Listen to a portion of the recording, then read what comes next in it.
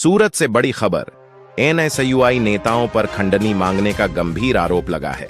Red and white institute के पास 1 करोड़ रुपए की खंडनी मांगी गई थी।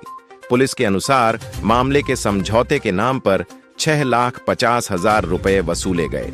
वीएनएसजीयू से इस मामले पर स्पष्टीकरण मांगा गया, जहां यह साफ किया गया कि रेड एंड व्हाइट इंस्टीट्यूट की ओर से कोई गड़बड़ी नहीं की गई है। सारोली पुलिस ने तुरंत कार्रवाई करते हुए 5 आरोपियों को गिरफ्तार कर लिया।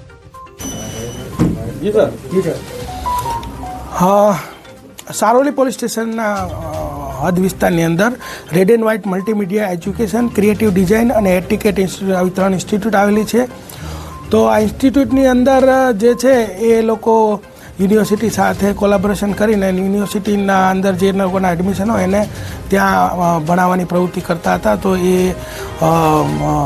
રવિ રામજીભાઈ પૂછડિયા, ધીરેન્દ્રસિંહ મહેન્દ્રસિંહ સોલંકી આ લોકોના ધ્યાનમાં આવ્યું કે ભાઈ આ લોકો સંસ્થા ચલાવી રહ્યા છે, એટલે એ લોકોએ આ સંસ્થા વિરુદ્ધમાં અગાઉ એક પ્રેસ કોન્ફરન્સ કરી કે આ જે સંસ્થા છે બોગસ ડિગ્રી યુનિવર્સિટીની આપે છે, અને પ્રેસ કોન્ફરન્સ કરીને મીડિયાને પણ બોલાવેલા, અને ત્યારબાદ ઇન્સ્ટાગ્રામમાં આ સંસ્થા વિરુદ્ધમાં રીલ્સ બનાવી એનો ખૂબ પ્રચાર પ્રસાર કર્યો।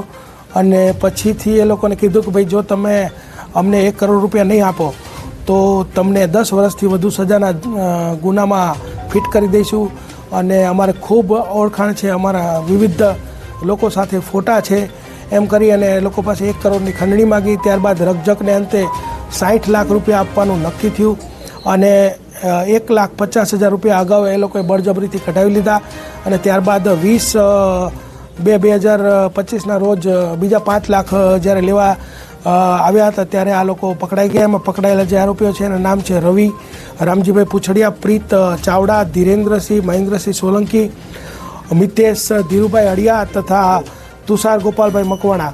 આ 5 આરોપીઓ પકડાયેલ છે। આ ઉપરાંત 2 આરોપીઓ જે છે આ ટોળકીના જે છે એ પકડવાના બાકી છે। એમનું નામ છે અભિષેક ચૌહાણ અને કિશોરસિંહ ડાભી। પ્રારંભિક જે અમને માહિતી મળી છે ને, જે એ લોકોએ અગાઉ પ્રેસ કોન્ફરન્સ કરી હતી ત્યારે આ લોકોએ પોતે એનએસયુઆઈના કાર્યકરો હોય એવું એમની ઓળખાણ આપી હતી, અને એના પ્રમુખ તરીકે ધીરેન્દ્રસિંહ મહેન્દ્રસિંહ સોલંકી પોતે છે એવું તેઓ જણાવતા હતા। સાહેબ હિન્દીમાં આપી જ દો।